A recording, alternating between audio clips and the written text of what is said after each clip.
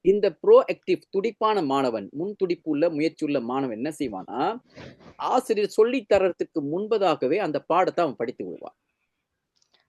ஆசிரியர் நாளைக்கு நாளானைக்கு தான் சொல்லிக் கொடுக்க போறாரு. அந்த அப்பதான் அவங்க மற்ற பிள்ளைங்களுக்கும் தெரியும். ஆனா இந்த பையனுக்கு பி ப்ரோஆக்டிவ்ஸ் முன் துடிப்பும் முன் முயற்சியும் உள்ள ஒரு மாணவன் என்ன செய்வார்னா, அவர் முன்பதாகவே அந்த பாடத்தை படிச்சிருவாரு. அந்த பாடத்தில் உள்ள எல்லா விளக்கங்களும் அவர் தெரிந்து கொள்வாரு. அவர் சொந்தமா பயிற்சி செஞ்சிருப்பாரு. அவர் வந்து அதை பற்றி யாரும் ஏதாவது ஒரு கேள்வி கேட்டா அவர் என்ன செய்வார்னா உடனே சொல்ல தெரியும்.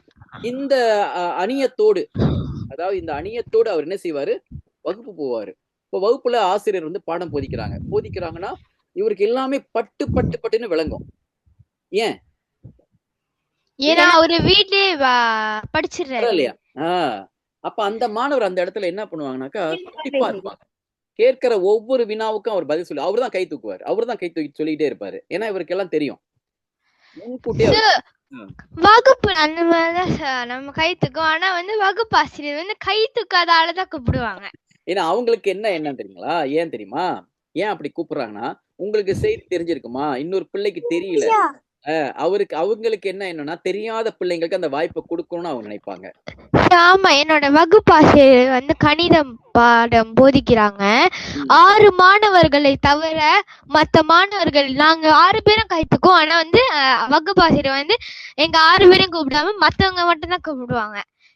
அவங்க கேட்டா அவங்க சொல்லுவாங்க, நீங்களாம் சிறந்த மாணவர்கள், நீங்களாம் படிச்சு பேருவீங்க, மத்தவங்களுக்கு வாய்ப்பு கொடுக்கணும் அப்படி சொல்லுவாங்க. இப்பயே எனக்கு தெரியுதுமா, நீங்க இந்த வகுப்புல கலந்து கொள்ளும் போதே எனக்கு தெரியுது. ஏன்னா கேட்கும் போதெல்லாம் அதிகமா பேசுறது நீங்க, அமுதமான இன்னும் 2-3 பேர் பேசுறீங்க. பேசும்போதே நமக்கு தெரியுது நீங்க வகுப்புல எப்படி இருப்பீங்கன்னு என்னால ஊகித்து கொள்ள முடியுது. அதனாலதான் அதுதான் ஆசிரியர். அவங்க என்ன நினைக்கிறாங்க, இப்ப அந்த முன்னுக்கு வராத இந்த மாணவர்களுக்கு வாய்ப்பு கொடுத்து அவங்களும் பேச வைப்போம் என்பதுதான் அவங்களுடைய எண்ணம். அது ஒரு நல்ல எண்ணம் தான். அதனாலதான் அந்த உங்களை புறக்கணிக்கணும்ன்றல்ல, அவங்களுக்கு வாய்ப்பு கொடுக்கணும்ன்ற எண்ணம் தான் அது. அப்ப இதுதான் நான் சொல்றேன். அதாவது இந்த முன் துடிப்பு, முன் முயற்சி என்பது நம் அனைவருக்குமே இருக்கணும். முன்கூட்டி நம்மை நாம் அணியப்படுத்தி கொள்ளணும். சரிங்களா? சரி, இங்க வந்து இந்த 4ம் எவரிடம் இருக்கிறதோ அவர் தம் வாழ்க்கையில முன்னேற்றம் அடைய மாட்டார். அவர் சொல்கிறார், கெட்டு போவதற்காக விரும்பி ஏறுகிற களம்னா கப்பல். ஒரு கப்பல்ல ஏறும், அந்த கப்பல் கொண்டு போய் இப்ப நம்முடைய பாதாளத்துல தள்ளுதுன்னா அந்த மாதிரியா இந்த 4 பண்புகளும் இருக்குது. சரி, இப்ப நாம வந்து SWOT அனாலிசிஸ், நமக்கு இன்னும் ஒரு 5 நிமிடம் இருக்கிறது. இந்த 5 மணித்துளிகள்ல SWOT அனாலிசிஸ் பத்தி நான் முதலாவது ஸ்ட்ரெங்க், வலிமையை பத்தி பேசினேன். நீங்க பட்டியலிடணும். இப்ப வகுப்பு முடிஞ்ச பிறகு நீங்க என்ன செய்யணும், உங்ககிட்ட இருக்கிற நல்ல சிறந்த பண்புகள், கூறுகள், திறன்கள் இதெல்லாம் பட்டியலிடுங்க. 2வது நீங்க இன்னொரு பட்டியலிடணும். இன்னொரு பட்டியல் என்னன்னாக்கா உங்ககிட்ட இருக்கக்கூடிய பலவீனங்கள், மெலிவுகள், அதாவது வீக்னஸ், அதை பட்டியலிடணும். 3வது என்னன்னு சொன்னாக்கா SWOT, SW. 3வது என்னது? என்ன? என்ன? ஆப்பர்ச்சுனிட்டினா இருக்கக்கூடிய வாய்ப்புகள். நீங்க வெற்றி அடைவதற்கு உங்களுக்கு சுத்தி என்னென்ன வாய்ப்புகள்லாம் இருக்கு, என்னென்ன சூழல்கள் இருக்கு, நல் வாய்ப்புகள் என்னென்ன இருக்கு, அதை நீங்க பயன்படுத்திக் கொள்ளணுமா இல்லையா? அப்ப அந்த வாய்ப்புகள், பெற்றோர் உங்களுக்கு புத்தகங்கள் வாங்கி கொடுத்திருப்பாங்க, பெற்றோர் உங்களுக்கு வந்து இணையதளத்தை பயன்படுத்துறதுக்கு வாய்ப்பு பயன்படுத்தி கொடுத்திருப்பாங்க. ஆனா அந்த வாய்ப்பை நம்ம பயன்படுத்தாம நம்ம வந்து இணையதளத்துல நாம வந்து விளையாட்டுகள் விளையாடுறதுக்கு கைபேசியும் தேவையில்லாத ஒன்றை நம்ம கால நேரம்லாம் முழுக்க ஒரு 24 மணி நேரத்துலயும் கிடைக்கிற வாய்ப்புகள்லாம் நம்ம முன்னேற்றத்திற்கான வேலைகளை செய்யாம நமக்கு பயனில்லாத ஒன்றுக்கு மட்டும் அதிகமான கவனம் செலுத்துறோம்னா அந்த வாய்ப்பை நம்ம வந்து இருக்கிற நல் வாய்ப்பை நம்ம தப்பா பயன்படுத்துறோம். நல்வாய்ப்பு பயன்படுத்துறதுன்னு பொருள். அப்ப எப்போதும் நல்ல வாய்ப்புகள் என்னன்னு கண்டுபிடிக்கணும், அதை நம்ம பயன்படுத்திக் கொள்ளணும். வாய்ப்புகள் இருக்கு, அதான் ஆப்பர்ச்சுனிட்டி. 4வது அவரு என்ன சொல்றாருன்னா SWOT அனாலிசிஸ்ல என்ன சொல்றாரு,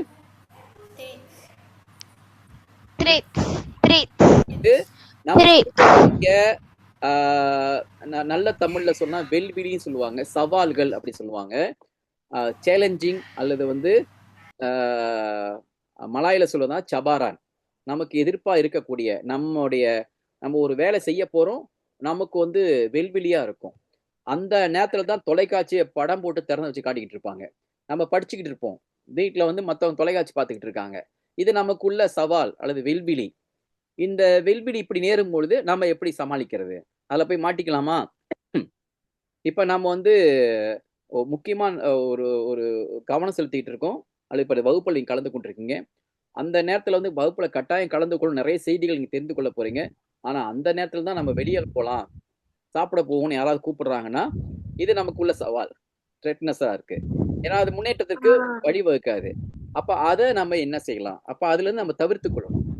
நம்ம வீழ்த்தக்கூடிய இந்த சவால்கள் இருக்கு இல்லையா, இதெல்லாம் நம்ம தவிர்த்து கொள்ளணும், எச்சரிக்கையா இருக்கணும், போய் விழுந்துடக்கூடாது. அப்ப இது பாருங்க, இப்ப இதுல வந்து நான் இன்றைக்கு இந்த 2 நிமிடம் இருக்கு, இந்த இடத்துல நான் இன்னைக்கு உங்கள்கிட்ட சொல்ல வேண்டிய இதான் வள்ளுவர் சொல்றாரு, ஒரு செயல் திட்டத்தை, இந்த குறளையும் பாருங்க வீட்டுல பிறகு நீங்க என்ன செய்யுங்க, இந்த வினை செயல் வகை இந்த அதிகாரத்துல 10 குறள் நீங்க பார்க்கணும். இதுல இந்த 2வது குறள், இந்த அதிகாரத்துல 2வது குறள் பாருங்க, 68வது அதிகாரம் 2வது குறள் படிங்க. இது யாராவது? தூங்குக தூங்கிச் செயற்பால தூங்குக தூங்காது செய்யும் வினை. வினைனா ஒரு செயல் இல்லையா? வள்ளுவர் தூங்க சொல்றாரு, அப்புறம் தூங்காதீங்கன்றாரு, தூங்குகன்றாரு, இன்னொருத்தல தூங்காதீங்கன்றாரு. தூங்குனா நம்ம முன்னேற மாட்டோம். இப்ப இந்த இடத்துல என்ன பொருள்னு பார்க்கணும். தூங்குறத நம்ம கொரட்டை விட்டு தூங்குறத சொல்றாரா? இல்ல. இந்த இடத்துல அவர் என்ன பொருள் சொல்றாருன்னா, உங்ககிட்ட ஒரு வேலையை கொடுத்துட்டாங்க, இதான் எளிமையான விளக்கம். பள்ளியில கொடுக்குறாங்க அல்லது நீங்க செய்து முடிக்க வேண்டிய வேலை இருக்கிறது. இந்த வேலைய நம்ம பொதுவா சொல்லுவாங்க இல்லையா, முதலே பார்த்தோம், ஸ்டீபன் கோவே ஒண்ணு சொல்றாரு, நான் அமுதவான படிக்க சொன்னேன், அந்த 3வது கோட்பாடு, ஸ்டீபன் கோவே 3வது பழக்க கோட்பாடு. அது என்னையா? அது 3வது பழக்க கோட்பாடு அவர் சொல்றாரு, முதன்மை முன்னுரிமை கொடுங்கள். Put first things first. Put first things first. எது முதல்ல செய்யணுமோ அதை முதல்ல செய்யணும், முதன்மையானவற்றுக்கு முன்னுரிமை கொடுக்கணும். Put first things first. முதல்ல செய்து முடிக்க முதல்ல செய்யணும், பின்னால செய்து முடிக்க வேண்டியது நீங்க பிறகு செஞ்சுக்கலாம். ஆனா ஒரு சிலர் தனக்கு பிடிக்கும்ன்றதுக்காக இப்பயே செஞ்சு முடிக்க வேண்டிய வேலையை விட்டுவிட்டு பின்னால செய்து முடிக்க வேண்டிய வேலையை இப்ப செய்துகிட்டு இருப்பாங்க. அது பின்னால கொடுக்க வேண்டியது. அப்ப இததான் வள்ளுவர் சொல்றாரு. ஸ்டீபன் கோவே பின்னால சொன்னது வள்ளுவர் பாருங்க 2000 ஆண்டுகளுக்கு முன்னால் சொல்லிவிட்டார். உடனடியாக செய்ய வேண்டிய வேலையை உடனடியா செய்யுங்க, ஆற போட்டு செய்ய வேண்டிய வேலையை பின்னால நீங்க செய்யுங்க. அதான் அந்த குறள். அப்ப அது செய்யலன்னு வைத்துக் கொள்ளுங்களேன், நம்ம என்ன செய்வோம், சிக்கல்ல போய் மாட்டிக்குவோம். உடனே செய்ய வேண்டிய வேலையை உடனே செய்யலைன்னா நம்ம சிக்கல்ல போய் மாட்டிக்கொள்வோம், நமக்கு அழுத்தம் வரும், நாம வந்து செய்து முடிக்க முடியாம அதாவது நிலைமை நமக்கு ஏற்படும். இது நம்முடைய இதனால நமக்கு தோல்வி ஏற்படும். அப்ப இந்த குறள் பாருங்க, மீண்டும் சொல்றேன் நானு, தூங்குக தூங்கி செயற்பால, அதாவது மெதுவா செய்ய வேண்டியதை நீங்க மெதுவா செய்யலாம். தூங்கற்க தூங்காது செய்யும் வினை, உடனடியா செய்ய வேண்டிய வேலைய நீங்க உடனடியாக செய்தாக வேண்டும். இதுதான் அதோடைய பொருள். 2 மெதுவா பின்னால செய்ய வேண்டிய வேலை நீங்க பின்னால செய்துக்கலாம், ஆனா இப்ப நீங்க செய்து முடிக்கணும், இப்போ உடனே செய்தாகணும், அதை உடனடியா செய்யணும். இப்ப தூங்குங்கன்னா இந்த இடத்துல தூங்குறது பொருள் இல்ல, கொட்டை விட்டு தூங்குறது இல்ல, நீங்க காலம் தாழ்த்தி செய்தல், உடனடியாக செய்தல் என்ற பொருளை இது தரும். இது ஸ்டீபன் கோவியோடைய அந்த 3வது கோட்பாட்டுக்கு மிக பொருத்தமான ஒரு குறள். Put first thing first. அதுதான் சரியா? அனைவருக்கும் நன்றி, வணக்கம், வாழ்க வளர்க. நன்றி ஐயா. ஐயா நீங்க சொன்னது எல்லாம் நல்லா புரிஞ்சுச்சு ஐயா. அருமையம்மா, நீங்க குறித்து வைத்துக் கொள்ளுங்க. அடுத்தடுத்த கிழமை வரும்போது நான் மீண்டும் நினைவுபடுத்துவோம். அது அதிகாரத்தை மீண்டும் நீங்க பாருங்க, 68வது அதிகாரம். சரியா? நன்றி ஐயா. நன்றி ஐயா. வணக்கம், வாழ்க. அனைவரும் நன்றாக படிக்க வேண்டும். வாழ்க, சிறப்பு.